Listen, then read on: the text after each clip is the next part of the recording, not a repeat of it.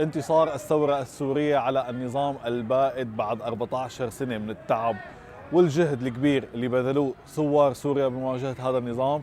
نادي حطين الرياضي وبواسطة لاعبينه القدامى عم يلعب مباراة كرنفالية احتفالا بهالمناسبة. تعالوا مع بعض نشوف أجواء هاي المباراة ومين هن اللاعبين مشاركين فيها.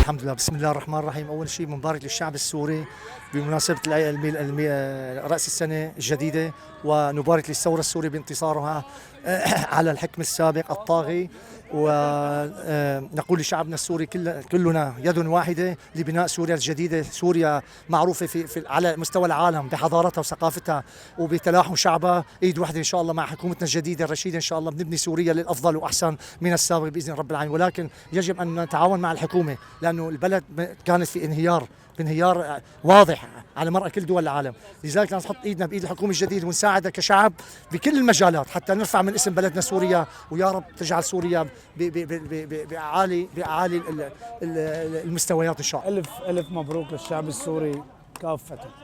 طبعا كافة بتعرف شو يعني كافة للشعب السوري كله، لانه هذا انتصار للشعب السوري كلياته اللي كنا يعني. هل انا للامانه هيك انتصار. هلا انا بحسد اولادنا، نحن صرنا بنحسد اولادنا انه رح يعيشوا عيشه حلوه وطيبه غير اللي الله يعين ابائنا شو تعذبوا. هذه مباراه كرنفاليه، لانه على فكره نحن بدنا كثير كرنفالات لحتى ننبسط بهالاحتفال وقيمته لهالاحتفال الكبير.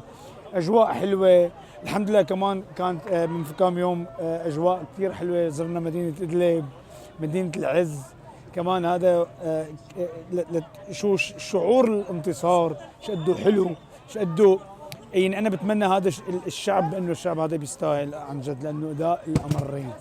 هلا الانتصار 14 سنة نحن ناطرين هاللحظة، يعني الحمد لله صبرنا ونلنا حلم تحقق بمناسبة هالانتصار التاريخي.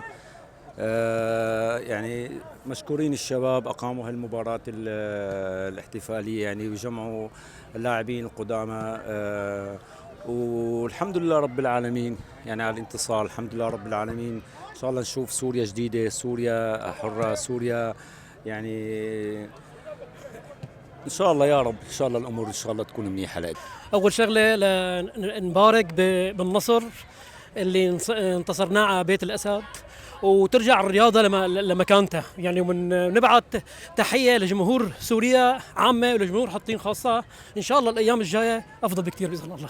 هلا هي مناسبة كبيرة كثير بالنسبة لنا، يعني كحطينيين كجمهور سوريا كله. يعني الشعب السوري اليوم كله الحمد لله ارتاح من عائلة كانت ماصة دماء الشعب. يعني الحمد لله اليوم نحن طلعنا لنأدي هالمباراة هاي الكرنفالية كلياتنا لاعبين ما تحت ال 55 56 سنة كلياتنا. الحمد لله أدينا بوضع سليم ولعبنا باص صح. منبارك لجمهورنا ولجمهور سوريا كله هذا النصر العظيم، نصر كتير حلو لسوريا يعني، ونحن كلياتنا مبسوطين بهالنصر. شكرا كثير لكم.